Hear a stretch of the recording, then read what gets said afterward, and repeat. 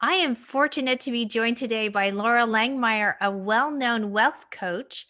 She has several best selling books, a speaker, has appeared on Dr. Phil, CNN, The View, featured in the Wall Street Journal, and for us midlife women, she appeared in The Secret, which we all loved, and we're all huge Oprah fans. We are so excited to have you here, Laura. Welcome to the New Mid. Thank you. It's so good to be here because I'm in the new mid. I think I kind of helped redefine it. So look forward to our conversation. Oh, great. Well, you are here today to help talk to us about money and how to gain wealth in midlife. But before we dive into that, you grew up on a farm in Nebraska and now are helping Yep. make millionaires. Could you tell us a little bit about your journey and what drives you? Hmm. So my journey again, grew up in a farm, a lot of siblings. At 17, I actually don't know how I wandered into an event with Dennis Waitley. I think I was skiing. Well, I know I was skiing in Canada, and a bunch of my ski buddies were saying they were going to this event, as I kind of recall. But anyway, he gave away to the audience a book. I was Think and Grow Rich, changed my life because here I am, farm girl with that psychology and thinking, and like never traveled before. I mean, I just started traveling like at 15 and 16. And then Think and Grow Rich. And it was like, oh my gosh, I found my people. Like it was that revolutionary. And then I started studying. So different than just studying the mind, I studied people's balance sheets. Like, how is it that so few people become millionaires? And so what drove me and has driven me since that point, I changed from being a lawyer in college. I got a finance degree and have really committed my life to studying how people really become millionaires. How do they invest? What are their families, their corporate structure, their trust, like all of that. And yes, I took a big walk through the personal development and psychology space with Bob Proctor as my mentor. And that's how I got in The Secret, was from Bob.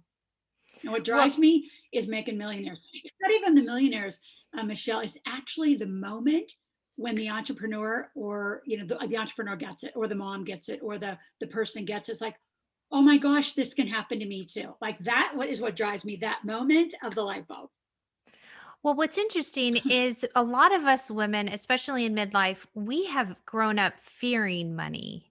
I did not like any of the financial conversations that were happening in my household for whatever reason. And so I did in my 20s get a Charles Schwab book, but I wouldn't say I'm I'm exactly that savvy with it. So, what advice would you give to women that fear money? I know you wrote a book, Speak and Grow Rich, for women. So what advice did you have in there for fearful women?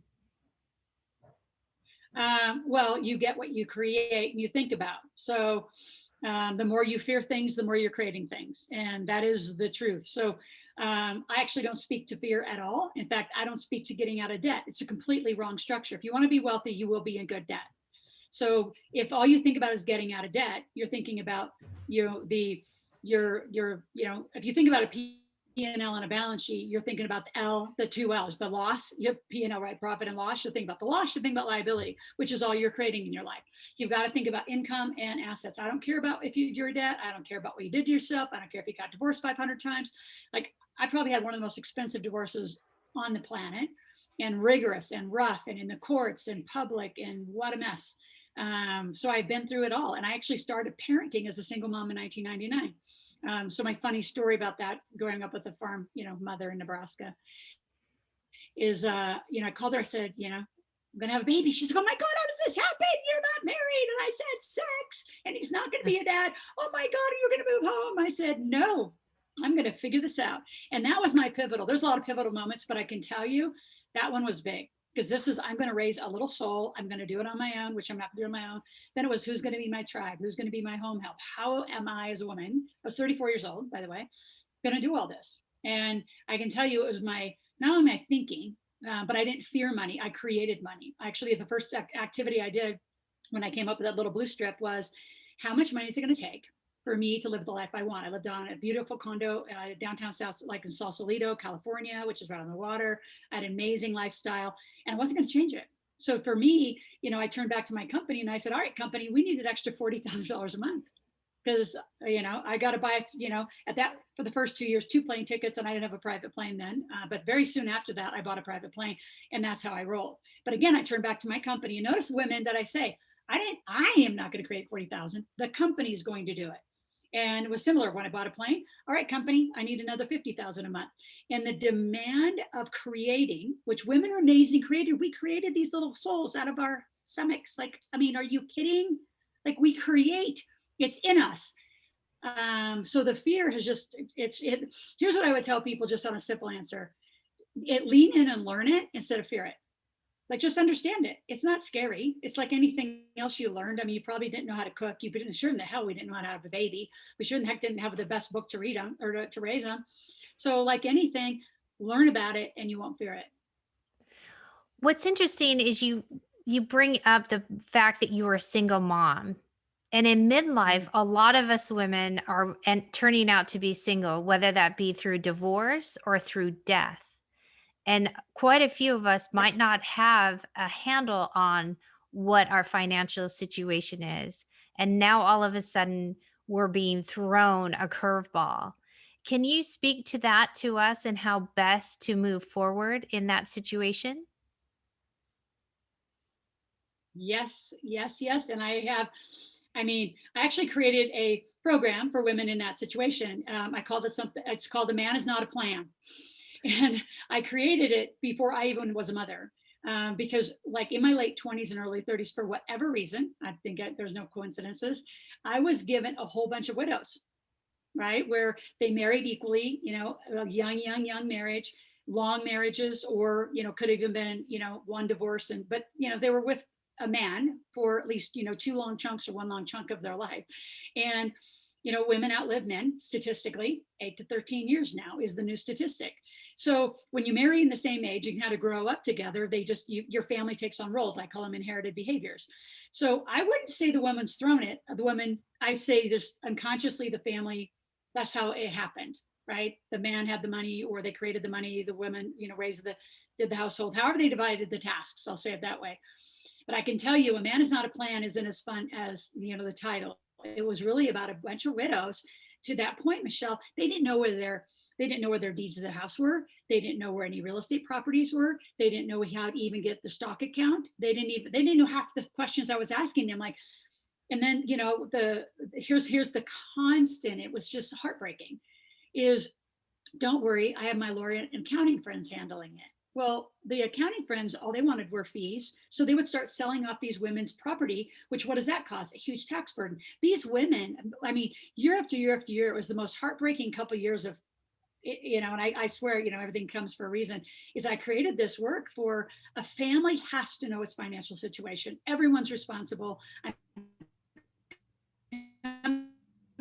need to know about it. I'm very aggressive about putting money in the family conversation at home, because these poor women had no idea. And they ended up in little tiny apartments because their tax burden was so big. They had to sell off their primary residence to pay it, because their husband or past whatever's friends and family, or friends and lawyers and accountants, were selling off all the assets, causing a huge tax liability. Believe me, I was in over my head coaching it. Like, looking back now, Michelle, I like, how did I ever get through that? And I actually hired my own accounting lawyer friends to say, actually, I didn't even hire them. I just said, I'll give you all the business with these people if you help me figure out what to do with them. Like, it was astonishing. So the message is, it is everyone's responsibility to know the money. Even if you're not the primary one making it, you need to know where it is. You need to know how to access it. You should be on every account. Your kids at 13 should get credit cards and debit cards, and you got 5 years to condition them properly. So I have a whole system for how to help women. And if it's just happened to you, here's the other thing I would say. So what, now what? I see a lot of mid women, and too, they're left for the younger version, right? And it's just a thing. So whatever that thing is, it's, so what, that's happened. Now, what do you want to do about it? And what I see is those women who choose their life come alive and create some of the most amazing work that was in them the whole time, but they didn't have the free, they just, for whatever reason, didn't choose. So I have no drama about it, no regrets about it. It was what it was. But at this moment, choose, and man, make it the greatest life that you want to make it. So what now what? I'm going to be writing that down. That is fantastic. You have a lot of really good one-liners on your website too, like that. A lot of Laurel isms. I do. So one of the things Yeah, that you that's just what we call mentioned, it. one of the things you just We call mentioned is the family, having the family get into the financial conversation. Can you extrapolate a little bit more about that, what you're saying with our children? Absolutely. So I just knew I wanted to do different. And, and I don't even go back and do all the family, like blah, blah, blah. I didn't raise, my parents did what they did, right? I had a fun, I go back to Nebraska still. I don't even know, 5, 6 generations now on that family farm. And it's just expanded. One of my brothers has taken it all over. Um, so it is what it is. But you know what? They don't ever really listen to me either. I'm just their sister, right? I mean, I have a game. So, my trajectory was well, up to a long point. I think a lot of people have chapters, but the chapter that was very transitional obviously was being a single mom.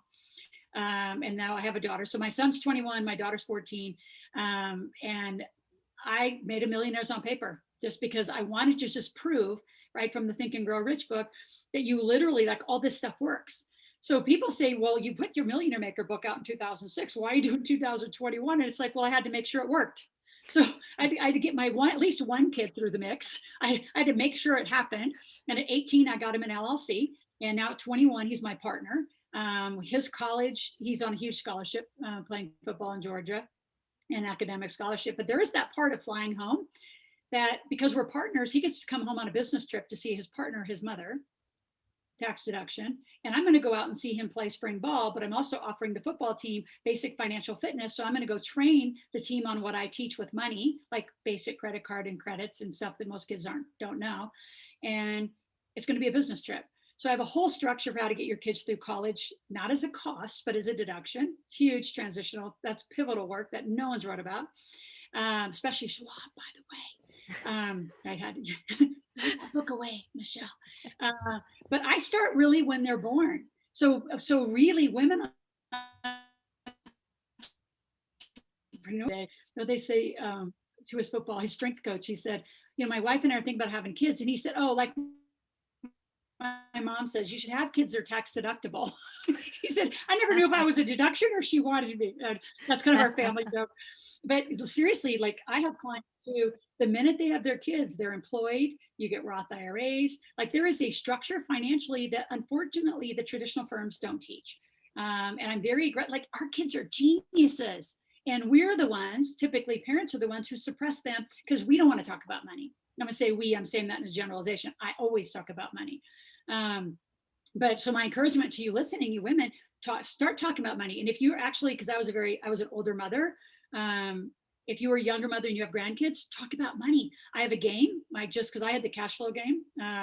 So my trajectory in 1996, I started working for 4 years with the Rich Dad Poor Dad group, and I was the master distributor of the game, the cash flow game. So I knew when I wrote books, I'd create a game. So in order, you should have these 3 games: Monopoly, Cash Flow, and the Millionaire Maker. And you play them in order. Start with the Monopoly because it's very basic.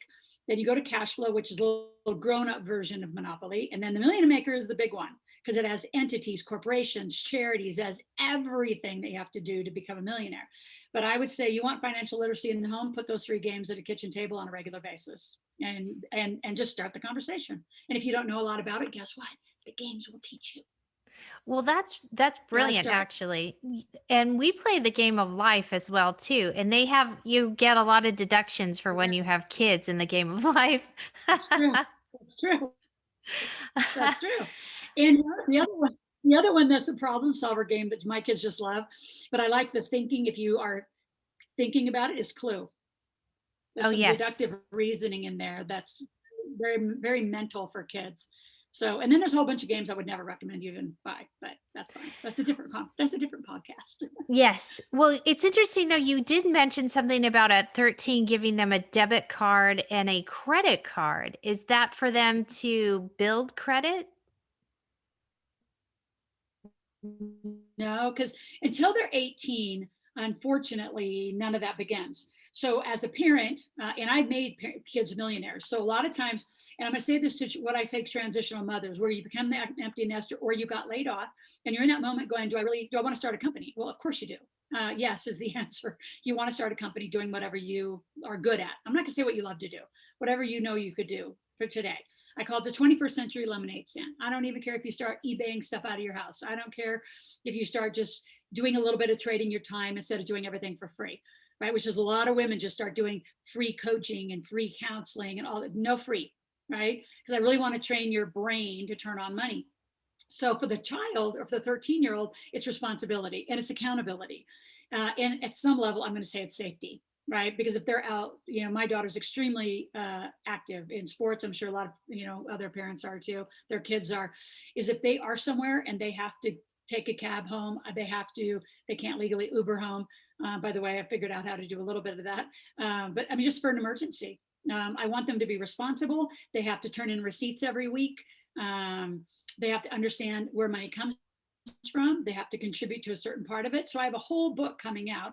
In the meantime, I actually put together a gift basket, a swag bag, I call it virtually, that we're going to give your audience, which gives them a little bit of a taste of that. Like one of the chapters and one of the pieces I'm going to give your audience is called Never Pay Your Kids an Allowance.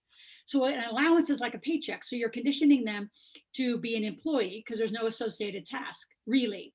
Right? So you might say, well, I'm going to give my kid $5 a week, $5 a week, for what? What did they have to do for it? And what did they have to be accountable? And by 13, 14, they are highly accountable. In fact, I teach you how to take out insurance. Like I'm grooming them for 16. Right? So I have a couple years of grooming them for 16. Now we have car insurance. And again, whether you pay for it or not isn't the point. That somebody has to pay for it. And to have the kid blind to it is ridiculous. That's really bad choice. I'm not going to say bad parenting, but not good financial literacy. So at 13, you get them a check. I mean, actually, we start when they're born a checking and savings account, right? And so at 10, they get a car account. So at 10, anything they earn, in which they put the money into the savings account, and then we actually put that into an investing account. But in the meantime, they have 6 years to earn their car. And then whatever's in that, our rule of whatever's in it, I'll match. So like my daughter's so cute. She's got about 8,000 right now. She's 14. She's like, so mom, could I make an adjustment to our car account? And when I graduate college, because I really don't care about the car I have in high school, can I have like the real one then? So she's negotiating. So bring this money conversation when these kids are smart, they're online, they're being marketed to. Look at all the gaming stuff, dollars here and dollars there that you let them buy. Make them earn it. Make them earn the 10, 20 bucks a month. And never pay your kid an allowance is associated tasks, associated responsibility, associated, if I don't get receipts, guess what? On Sunday, I get the card. And now if they, had it and like she likes to go to whatever little Starbucks or whatever, she don't have a card this week. Boy, they learn fast. They better start getting accountable. So I have a whole structure coming in the book, but I have some chapters I'm giving all your guests. You can tell I love it. I could talk all day about parent kids. Well, I think that's fantastic, especially because they have consequences and they need to realize that their actions Mm. have consequences, which is huge.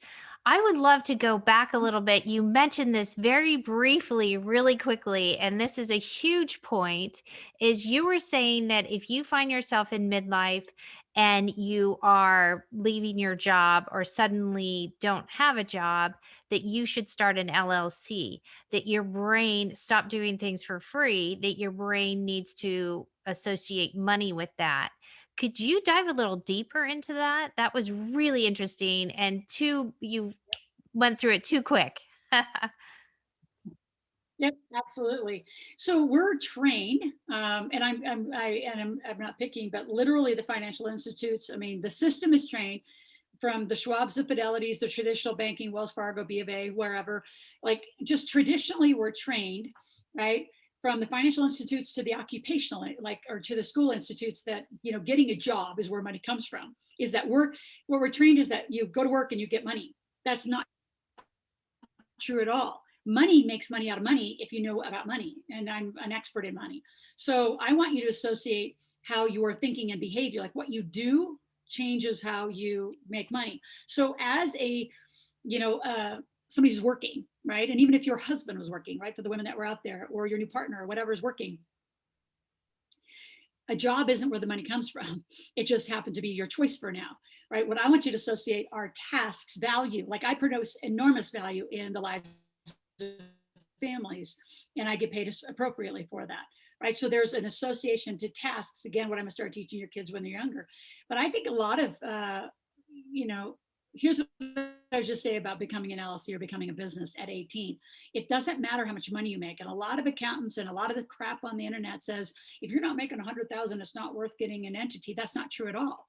If you don't have an entity, you're a sole proprietor and you get a Schedule C on your tax return, which is about 20, maybe 30 little deductions if you have somebody creative. When you're an entity, a C Corp, an S Corp, an LLC, and I'll give anybody a free session about what they should be depending on where they live. And I got, I've done this all over the world. Company, we haven't gone there. But being an entity is an intention to live your life, right? So when my son was 18, he became his own entity. So when he did ski lessons, because he's a national skier, so through high school, then he made 150 an hour. He put that money in an entity, right? Math and tutoring entity. So because of that, you can write off things called your car, your phone, this computer, women in very special circumstances, and I was Zoom wardrobe, your home office, food, entertainment. There's some restriction around entertainment in the new tax law, but my point is, if you're an individual, you don't get the benefit of a lot of deductions. So if you truly want to take advantage of what this, especially in America, and even with things the way they are, it is extraordinary to be a proper business. And there's also a psychology to it, Michelle, of I'm a company, where I think a lot of women start with just kind of little hobbies. And I know my mom, like when it was really tough in the 80s, she became a caterer. And she was doing wedding cakes for like different farm families because we needed extra cash because the crop and the animal prices, were horrible. So, and I know it took years to get her to finally get an entity, but I'll tell you, when you get an entity, it's different. Now you own a company, like you legally do. The way you structure your money, the way you structure your decisions, there's just a formality to the energy of it versus I'm going to try this and I'm going to try that. There's no trying, you're going. And it's a pivotal decision, Michelle. When women make it, everything about what their business does changes. It's empowering.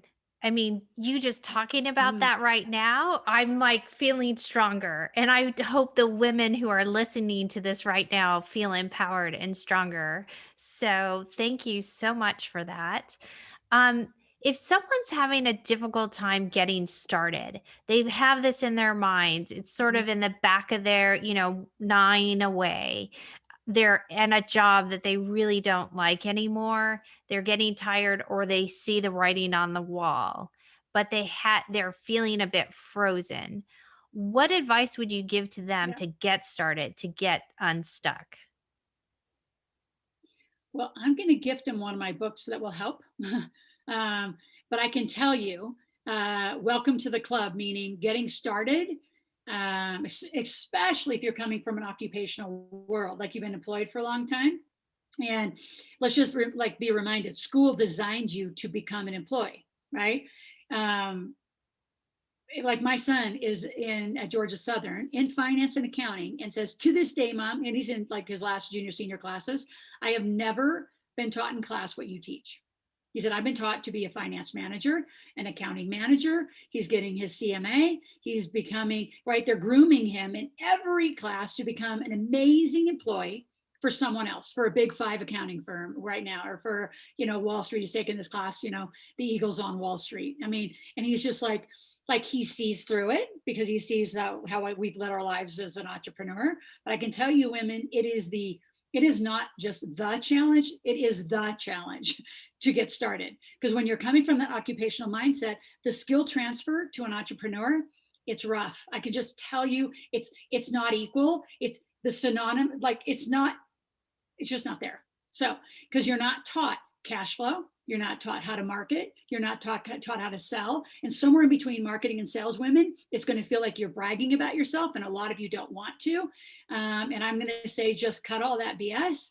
It is time to be amazingly confident. Like I didn't just grow up like this. I have been conditioned like this and have to become. Well, And I always say, I don't want you to fake it till you make it. I want you to act as if you're the expert you are, and like become that today.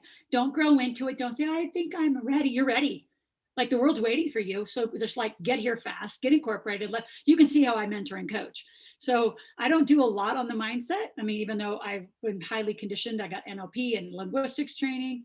I get straight to the money. Like I do a challenge right now with my women where every day they have to make money. They have to, and I don't care how. And I had a whole bunch yesterday texting me like, "Can we have Sunday off?" I said, "Hell no, nope, no Sunday off. You're going to go sell something." It changes you. It changes you completely. But that transition, here's what I would say: your first $100,000 as an entrepreneur for everybody, men or women or even kids, is the roughest, hardest money. And I'm not saying this to me. I'm just telling you the truth. It's the toughest money you'll ever make because we're conditioned to be employees. And here you are going, I have to make the 100 grand, or my company. Like, how the hell do you even run a company? I've been trained how to run a company. And I can tell you, mentoring and coaching, and it's not because I'm asking for it, even though that's what I do. I wouldn't have been here without my mentors and coaches. Like, entrepreneurs have to lead entrepreneurs. There's no real school you get to go to for this stuff. We have to help each other get through that first part. The first part, I acknowledge it, Michelle. I just say it sucks, right? Because you have to do stuff that is going to be, because you're going to have to market, you have to sell. I mean, where are you going to get the money? It's just not going to drop into your wallet. Like right now, we're doing this March. We're doing this March. Luck versus intention. I said I can't sprinkle, like St. Patty's pixie dust on you. It's not going to help. You're going to have to go through this. You're going to have to figure out. I'll help you. Let's make some money. And as soon as you make money, then it gets easier. But I can tell you, you are correct. Those first steps are, they can either start you or completely stop you. Cannot emphasize that. And it's not to like scare you, just acknowledge it. All right, I got it. Just like if you were on a fitness training, you said, I'm going to go lose 20 or 30 pounds. The first few days suck. You got lactic acid. It's going to be painful. Guess what? The first few days of this are going to be painful. You're going to be like, oh my God, I hate this, Loral. And I said, I know, but you want the goals, the eye on the goal, eye on the goal. Let's go. 100 grand, ladies. Come on. That's literally how I coach. You have a lot of fun with it.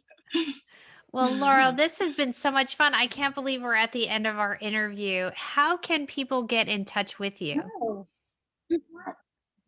too fast. Let's keep going. So I put together a fun swag bag. I call it my virtual swag bag.